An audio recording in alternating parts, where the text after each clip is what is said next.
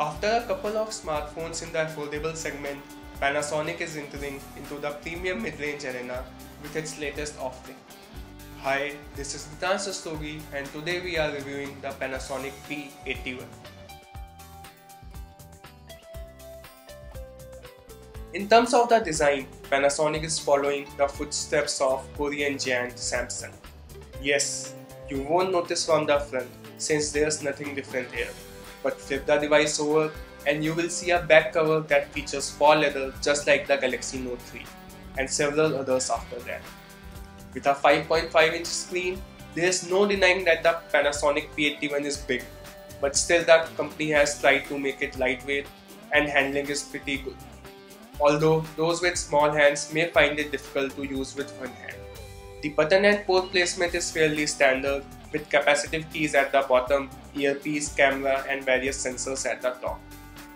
The sides of the device sport a chrome rim that also houses a volume rocker on the left and a power button at the right. A 3.5mm jack is at the top and the micro USB port for charging is located at the bottom. Back is removable for inserting SIM cards and the micro SD card along with the 2500 mAh user replaceable battery.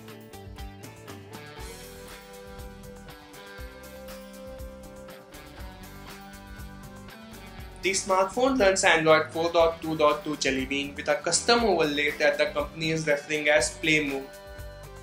As you can see, it has a custom theme and different icons as compared to stock Android. Another interesting feature of the device is Gesture Play that provides you the option of unlocking it by drawing a U-shaped gesture.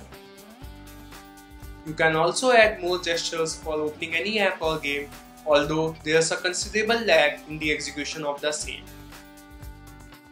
Apart from design, Panasonic has also been inspired from Samsung in the UI area.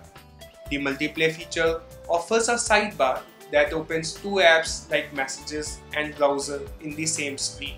Overall, there are several customizations in the UI, however, apart from Gesture Play, none of them are incredibly useful.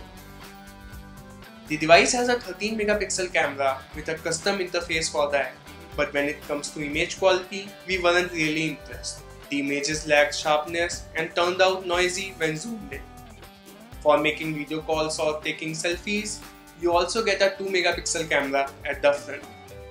Performance is the real area where the Panasonic P81 shines, thanks to the use of MediaTek's octa-core MT6592 chipset, which is clocked at 1.7 GHz. A gigabyte of RAM supports the processor and the result is a smooth functioning of the smartphone. The device never slowed down even once, no matter what we threw at it. However, it gets hot after 10 to 15 minutes of gaming. The battery life is decent and it easily gave us a day's backup on a single charge. There's also a power saver app helping you prolong the battery life. Summing it up, Panasonic has taken the right step with the P81 and priced it well considering its specifications. However, it faces tough competition in the form of the Xolo Q3000, Gionee G-Pad G4, Carbon Titanium Hexa phablets, as well as other octa-core devices like the Intex Aqua Octa, Micromax Canvas Night, Alcatel OneTouch Idol Express. But apart from the Intex Aqua Octa, none of them offer a large screen experience with the power of 8 cores. Plus, Panasonic is sweetening the deal by offering a protective flip cover and screen guard with the device. The device also comes preloaded with different apps and limited time subscription for them. If you are looking for a large screen device with powerful specs, then you can't go wrong with the Panasonic P81.